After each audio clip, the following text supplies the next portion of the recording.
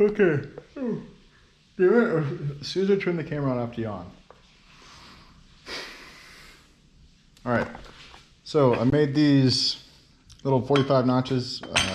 They're gonna go on these plates for the main hoop that I bent.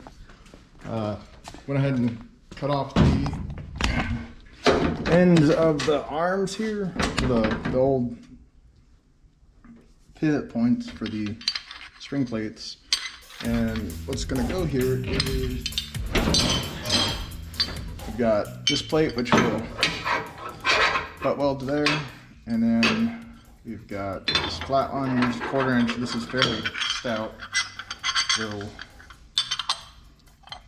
basically butt weld like that. I gotta do a little bit more trimming and stuff, but it'll weld up.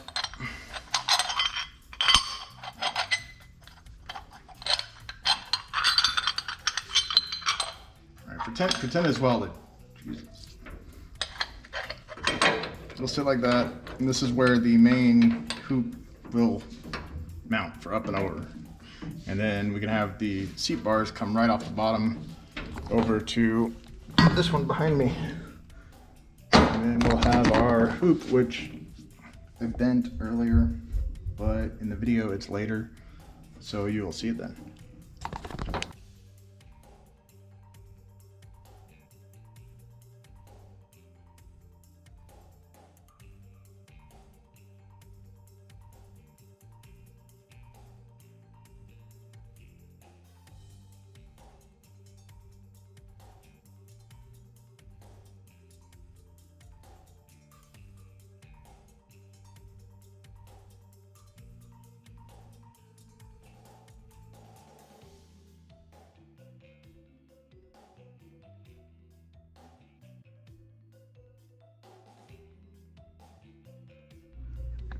All right, so we got the hoop in.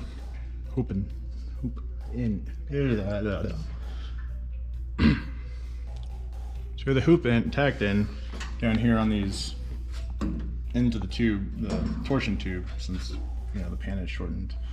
I'm going to keep the stock seat rail on the passenger side because I'm probably not going to have passenger seat for a while. Next up is door bars. Basically going to go from down here. Let me rephrase that.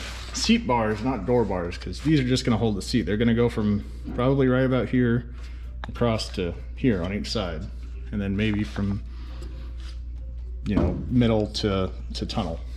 Maybe, I don't know. We'll see. Basically, they're just going to be a big trip hazard to get in and out, but it'll help tie the front into the rear since I'm not doing the full front end yet. So yeah, do that on both sides, and then I can get the body off and do a good amount of welding, because all these are just tacks here and there and everywhere. And then I can figure out steering wheel placement, because I can get my seat in over there, and then I can do pedals and go from there. So yeah, and I should be able to just remove the body. I'm obviously going to brace it into the top seatbelt mounts, the lower seatbelt mounts, just to give it some sort of tie-in, because the body wobbles a lot more than the frame. And then I'm waiting on my hubs and stuff so I can build the custom hubs and all that. That's going to be a load of fun. Pure sarcasm. So yeah, that's the small update for the day. But I'm working on it again. Woo, I've got air. That's good.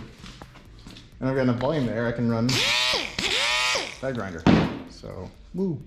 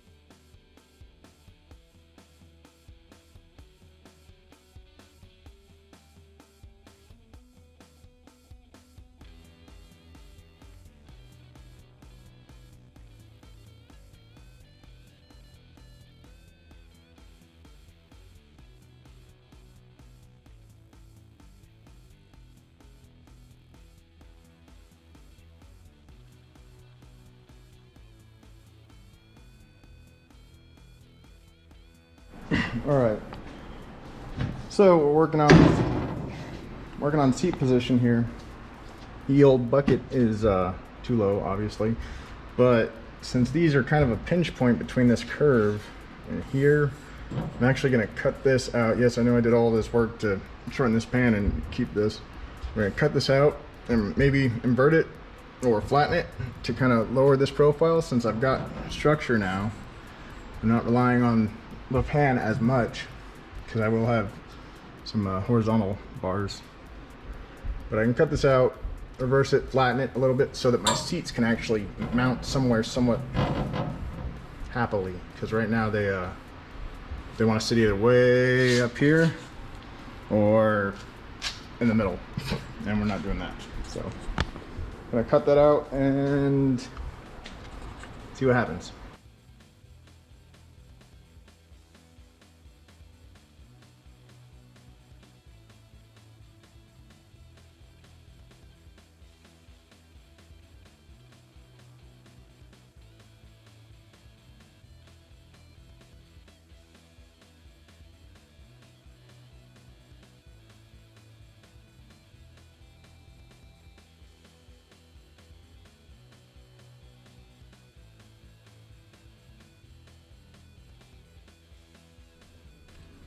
All right, so got steering shaft somewhat set up.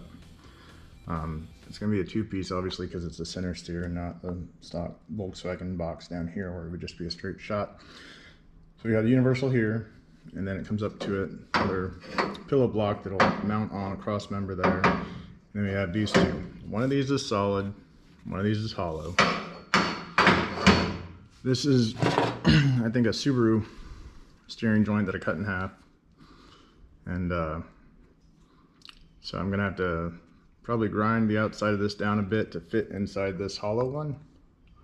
And then I'm gonna grind this down to hopefully fit in here, and I can pinch it. It'll be solid enough, and then we will have steering. Obviously there's gonna be a little bit of difference in here, but it should be up out of the way of the pedals, and it should work. So some progress.